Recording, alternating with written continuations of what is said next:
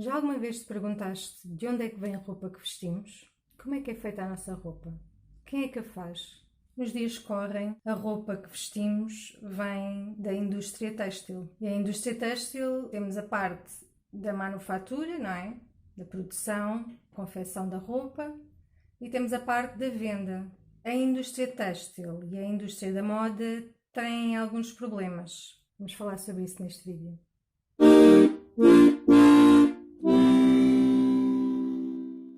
Um dos primeiros problemas é a exploração laboral. A maior parte da nossa roupa é feita na Ásia, mais concretamente na China, Bangladesh, Vietnã, Camboja, Índia, Paquistão. Olhem para a etiqueta das roupas que vestem, dos vossos lençóis, das toalhas. As marcas muitas vezes são europeias ou norte-americanas, mandam fazer a roupa nestes países porque o custo de produção é muito mais baixo do que se fizessem aqui na Europa ou nos países mais enriquecidos. Essas grandes marcas, estamos a falar de marcas como a H&M, a Primark, a CIA, a Zara, a Adidas, enfim, por aí, subcontratam empresas que produzem a roupa nesses países para depois venderem nas lojas dos países mais ricos. E essas empresas subcontratadas não são controladas pelas marcas, ou seja, elas regem-se pelos regulamentos de cada país e às vezes nem isso.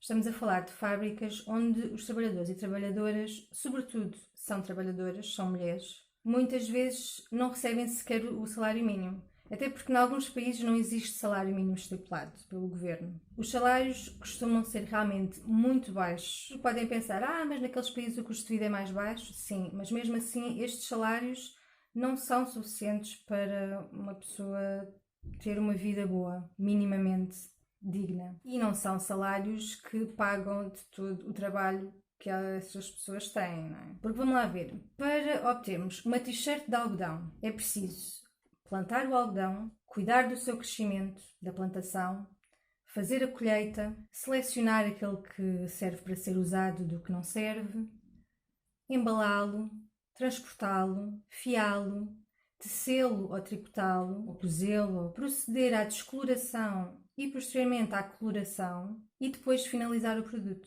E tudo isto pode custar à volta de 4, 5 euros numa loja. Para nós consumidores é excelente, porque assim acabamos por ter maior poder de compra, mesmo que tenhamos salários baixos. Comprar uma t-shirt por 4 ou 5 euros é muito melhor do que comprar uma t-shirt por 10 ou por 20. Mas o que eu quero salientar aqui é que quando isto acontece, é preciso ter em mente que se nós não estamos a pagar o valor real daquela t-shirt, então alguém ou algo está. Quer dizer que os custos da produção são externalizados. São as trabalhadoras e trabalhadores da cadeia de produção e o meio ambiente que pagam os custos reais que nós consumidores não chegamos a pagar. Continuando com as questões de exploração laboral, temos que ver que muitas vezes isto é um trabalho muito repetitivo e tem que ser feito muito rápido, até porque normalmente trabalham por objetivos, por metas. Quem não estiver naquele patamar de produção vai embora e entra outra pessoa, não é?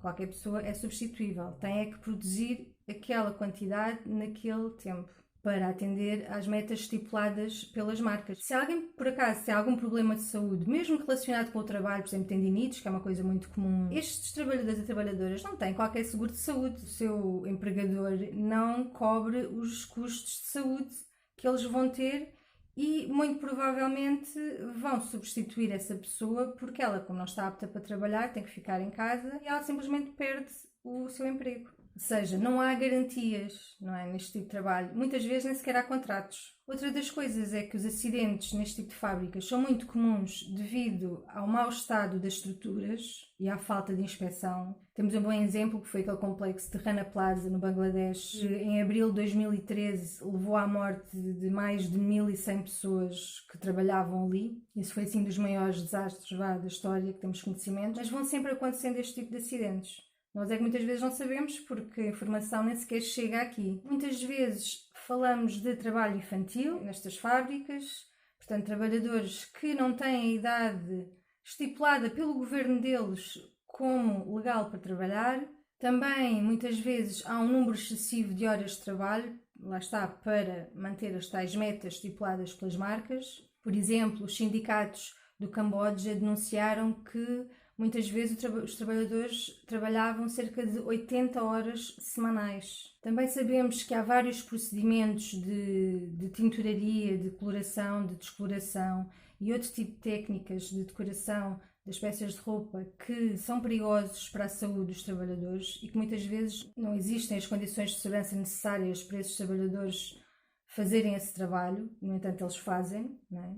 Temos o caso do sandblasting, que é um jato de areia à pressão que é aplicado sobre a superfície da roupa, neste caso, por exemplo, naquelas calças de ganga que têm o efeito desgastado, isso é feito com sandblasting.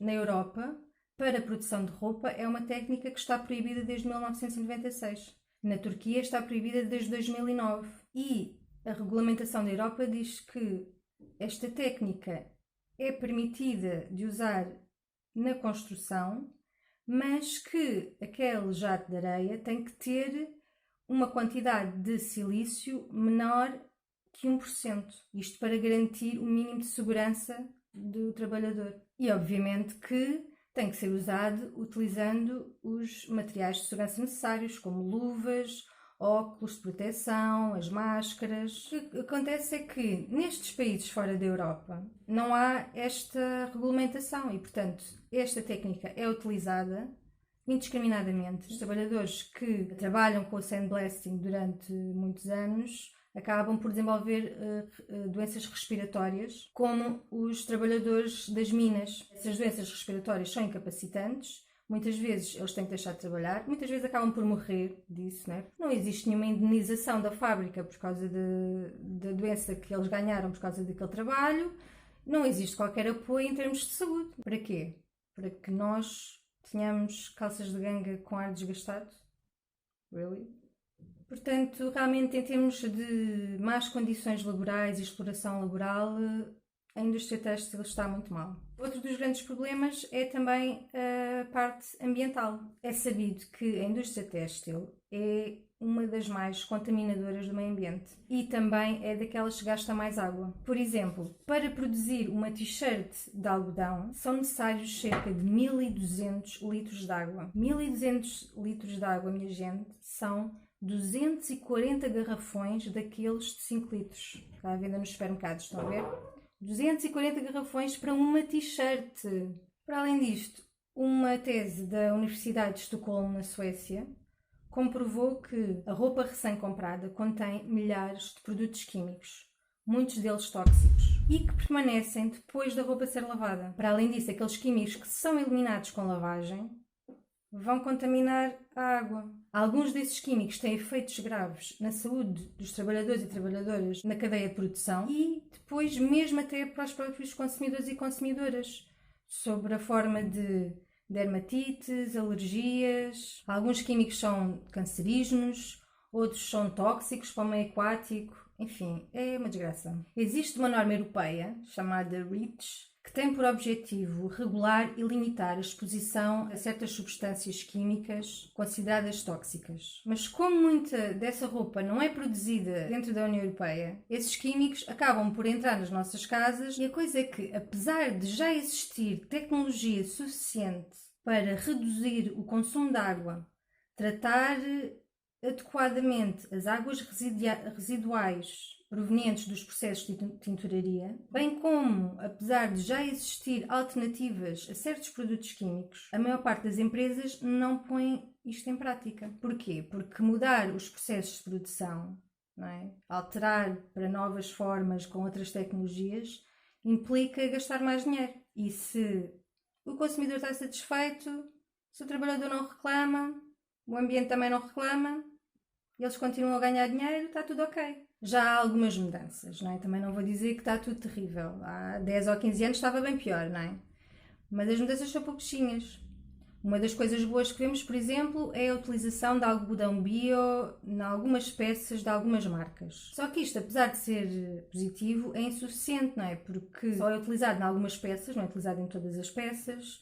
Se pensarmos que os trabalhadores e trabalhadoras que trabalham nessas plantações e que confeccionam a roupa continuam a ser mal pagos, continuam a ter condições de trabalho precárias. Se essas peças, apesar de serem de algodão bio, mas depois vão pôr não sei quantos químicos em cima que são tóxicos para os trabalhadores e para os consumidores, é preciso fazer mais. Outro exemplo de contaminação ambiental são as microfibras sintéticas, como é o caso do poliéster. Acontece que a sua degradação é muito lenta e, tal como o plástico, acaba por contaminar o ambiente quando nos desfazemos dessa roupa, quando a deitamos para o lixo, e inclusivamente acaba por entrar na cadeia alimentar, porque são microfibras super resistentes que demoram muito tempo a degradar-se. Então, se elas vão para a água, o peixe come, nós comemos o peixe, ou então na terra, elas vão para a terra, os bichos comem, outros bichos comem o bicho, outro bicho come o bicho, nós comemos os bichos. Aliás, há vários estudos da União Europeia que comprovam que os nossos corpos têm várias substâncias tóxicas no seu interior que foram ingeridas, absorvidas por causa de vários produtos do nosso estilo de vida. Assim, é verdade que algumas marcas já se comprometeram a ir diminuindo gradualmente a quantidade de químicos na sua cadeia de produção, mas ainda temos um longo caminho pela frente. Como eu me preocupo com estas questões, normalmente quando vou comprar roupa nova, tenho sempre em conta o material de que é feito aquela peça de roupa e o país onde foi feito. E há certos países e certos materiais que eu evito mesmo, mas isto é quando vou comprar roupa nova, claro, porque existem outras alternativas. E eu vou falar dessas alternativas na segunda parte deste vídeo, porque este vídeo já está muito grande e estou a começar a ter algum barulho dos vizinhos, portanto ficamos por aqui agora. Mas não percam a segunda parte do vídeo, em que eu falo como podemos dar o nosso contributo para diminuir um pouco os problemas socioambientais que a indústria têxtil tem. Até à próxima!